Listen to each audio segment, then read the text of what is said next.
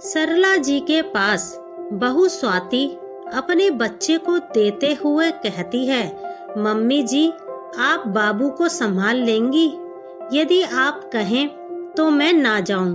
तब सरला जी कहती हैं, अरे स्वाति कैसी बात कर रही है, मैं बाबू का अच्छे से ख्याल रखूंगी। अभी बाहर ठंड है इसलिए अपने बाबू को नहीं भेज रही हूँ तेरे साथ, और तू बिल्कुल फिक्र ना कर, आराम से जा। यहाँ पर मैं और तेरे बाबा हैं, सब देख लेंगे। फिर थोड़ी देर बाद गाड़ी की आवाज आती है और सुमित भी आ जाता है। सुमित कहता है, जल्दी करो स्वाति, हम लेट हो रहे हैं। सुमित के इतना कहते ही वह सरला के पास बाबू की दूध वाली बोतल, कपड़े और उसकी जरूरी चीजें सब रखती है। तो सरला जी प्यार से उसके सिर पर हाथ फेरते हुए कहती हैं, अरे स्वाति मैं सब कर लूंगी, मुझे भी सब पता है कैसे बाबू का ध्यान रखना है।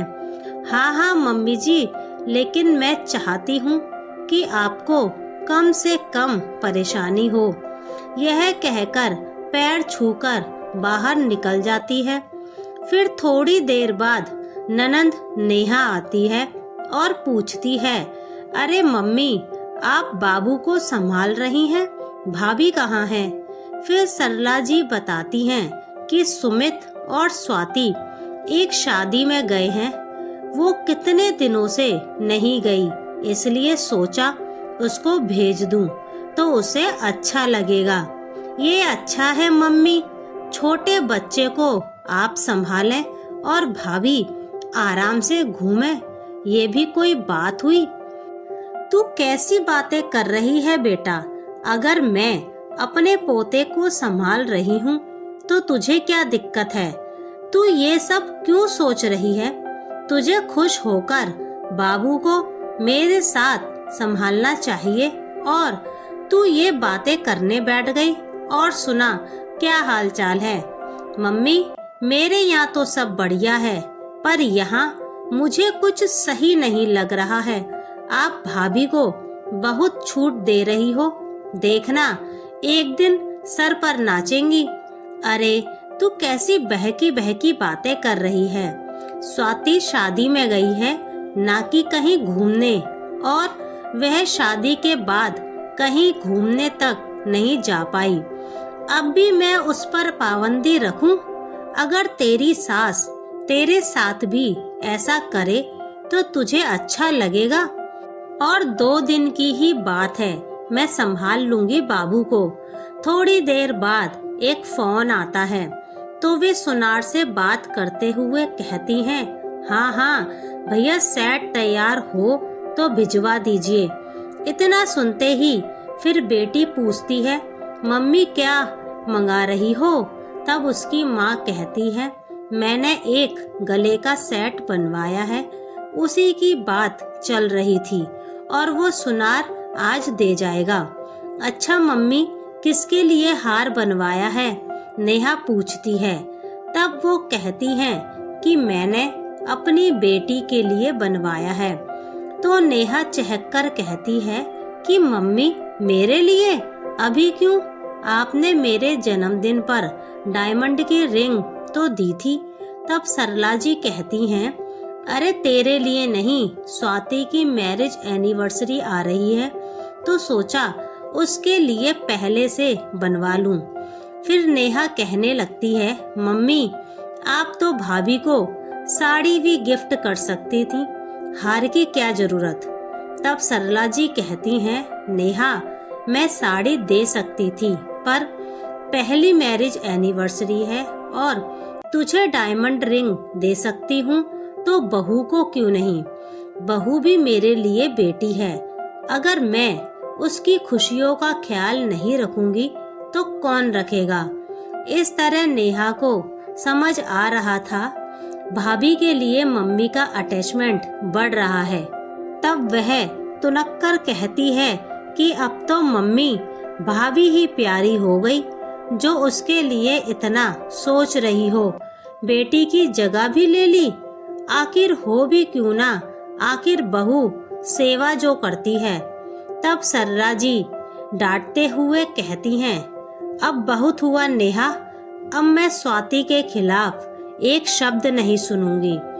फिर सवाल जवाब करते हुए कहती है, मम्मी और सर चढ़ाओ, फिर कुछ बुराई मत बताना। फिर क्या था? सरला जी ने पूछा, तू आखिर चाहती क्या है? मैं और तेरी भाभी एक होकर ना रहें, मैं दुखी रहूं और उसे दुखी करूं? बस तू जब भी आए मैं अपनी दुख भरी कहानी का पिटारा खोलकर तेरे सामने बैठ जाऊं, तभी तुझे सुकून मिलेगा। तू नहीं चाहती क्या तेरी माँ और भाभी खुश रहे? क्या तेरे घर में भी तेरी ननंद तेरी सास को भड़काती है? नहीं माँ, मेरे साथ ऐसा नहीं होता।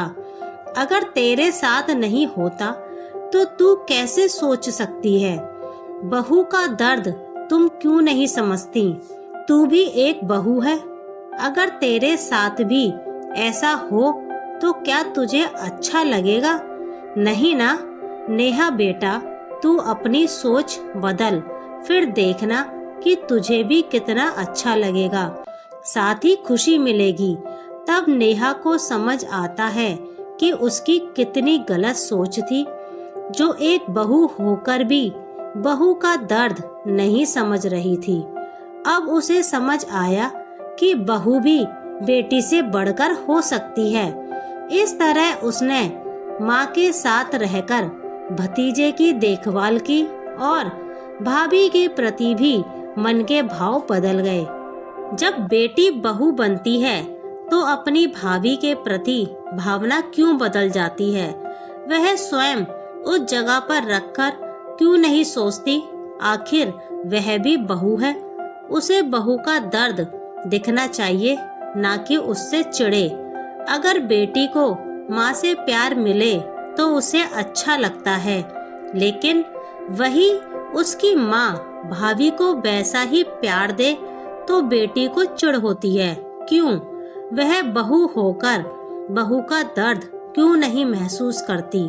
आज भी ये भावना ननंद भाभी के रिश्ते में कहीं ना कहीं देखने को मिलती है।